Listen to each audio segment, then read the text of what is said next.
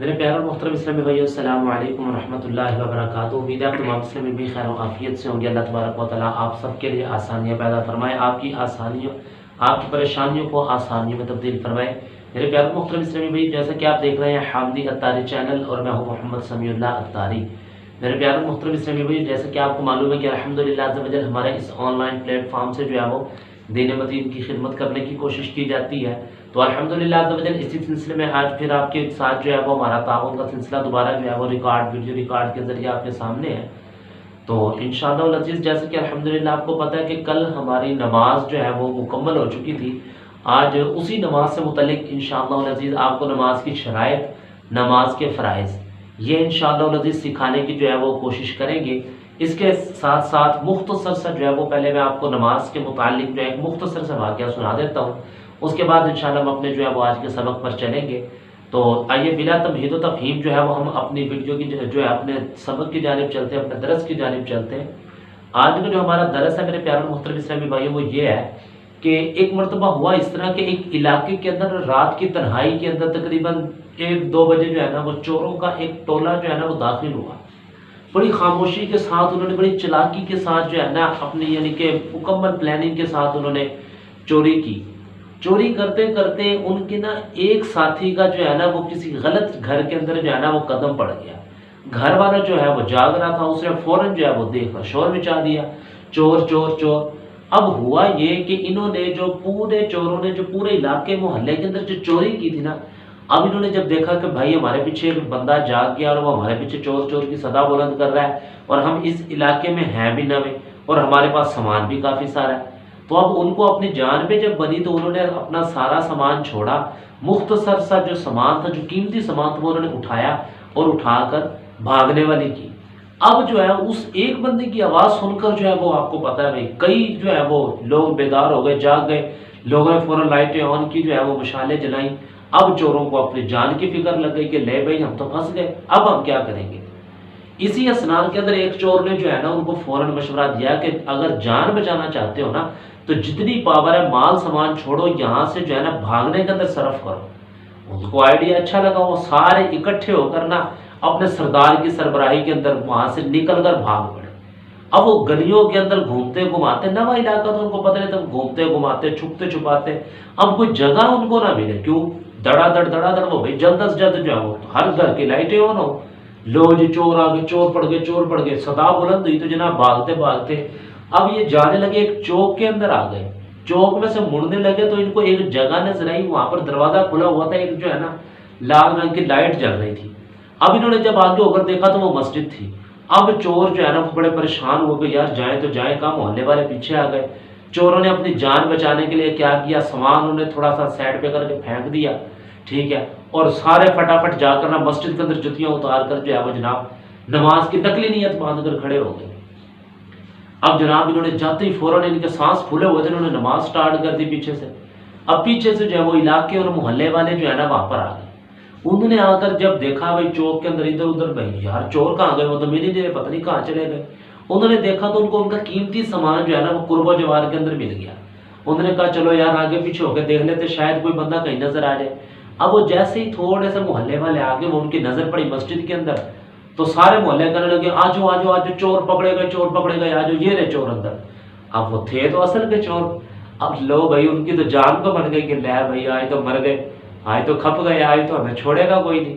اسی اسنا کے اندر جو ہے نا بس ہوا کیا کہ جیسے ہی وہ سارے محلے والے مسجد کے اندر داخل ہوئے، ان کے اندر ایک بزرگ تھے، ٹھیک ہے، انہوں نے فوراً لاٹھی ٹکا کر نا زوردار گرجدار آواز کے اندر کہا خبردار، کیا تمہارا دماغ ٹھیک ہے، کیا تم پاگل تو نہیں ہو گئے؟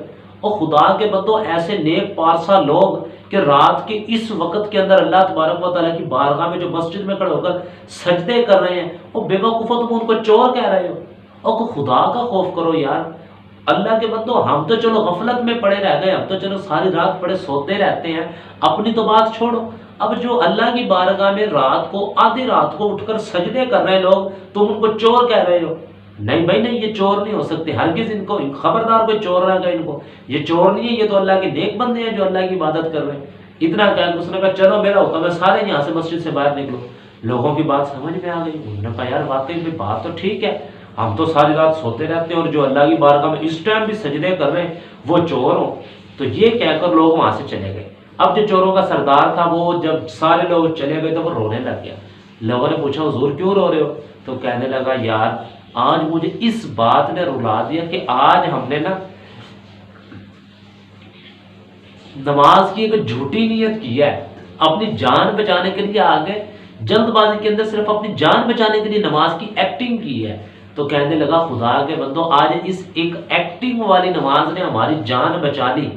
تو کہنے لگا یقین مانے اس کا قابل غور جملہ ہے، کہنے لگا خدا کی قسم سوچو اگر ہم سچے دل کے ساتھ توبہ کر کے اپنے رب کی بارگاہ میں 5 وقت سر و سجود ہوں تو کیا وہ ہمارا دامن نہیں بھرے گا؟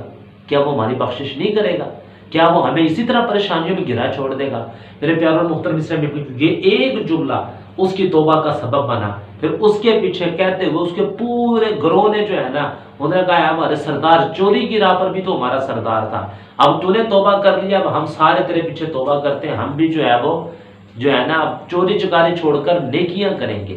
تو میرے پیارے اسلامی بھائیو یہ تھی نماز کی ایک چھوٹی سی برکت، اور یقین مانے یہ صرف ان چوروں سے پوچھیں کہ جس وقت ان کی جان پر بنی ہوئی تھی اس وقت نماز نے ان کو آ کر کیسا بچایا۔ تو پیارے اسلامی بھائیو کوشش کر کے ہمیں بھی نماز درست انداز میں، یاد رکھیں ادا نہیں کرنی، درست انداز میں ادا کرنی ہے، اس کے اندر غلطیاں نہ ہوں۔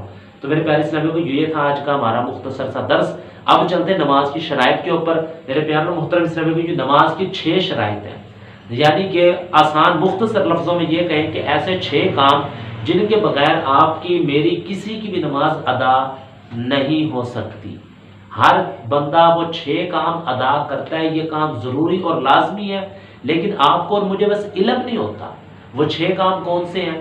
سب سے پہلا کام ہے طہارت، یعنی پاکیزگی حاصل ہو، آپ کے کپڑے پاک ہوں، آپ کا جسم پاک ہو، اور جس جگہ پر آپ نے نماز پڑھنی وہ جگہ بھی آپ کی پاک ہو۔ دوسرے نمبر پر آ جاتا ہے طہارت کے بعد آتا ہے ستر عورت، یعنی جسم کا چھپانا۔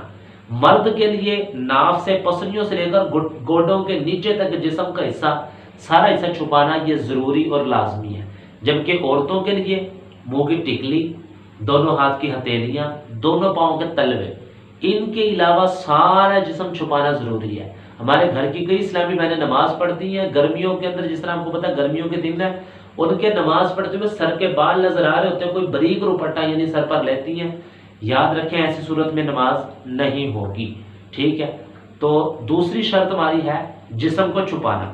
تیسری شرط ہماری نماز کی جو ہے وہ یہ ہے کہ آپ جب نماز پڑھیں گے تو آپ کا رخ قبلے کی جانب ہونا لازمی اور ضروری ہے، قبلہ رخ ہو کر نماز پڑھنا یہ جو ہے تیسری شرط ہے۔ چوتھی شرط جو ہے وہ وقت، یعنی جو نماز پڑھنی ہے اس کا وقت ہونا لازمی ہے۔ کہیں ایسا نہ ہو کہ ایک مثال ہے، ایک بندے نے سفر پر جانا ہے، وہ کہے یار میرا سفر کا ٹائم جو ہے ظہر کا ٹائم میرا سفر میں گزر جائے گا، چلو میں 9-10 بجے جو ہے نا وہ ظہر کی نماز پڑھ کے چلا جاتا ہوں، یا پھر کوئی اس طرح کہ یار صبح فجر میں تو میرے سے اٹھا نہیں جاتا، میں عشاء اور فجر اکٹھی پڑھ کے سو جاتا ہوں، ایسے نہیں ہوگا۔ جو نماز پڑھنی ہے اس کا وقت ہونا لازمی ہے۔ 5ویں نمبر پر شرط ہے نیت، یعنی کہ جو آپ نماز پڑھ رہے ہیں اس کی نیت ہونا، دل کے اندر ہونا لازمی ہے۔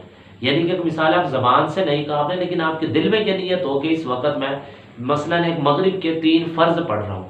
چھٹی اور آخری شرط جو ہے وہ ہے تکبیر تحریمہ، یعنی اللہ اکبر کہہ کے نماز کی نیت باندھنا۔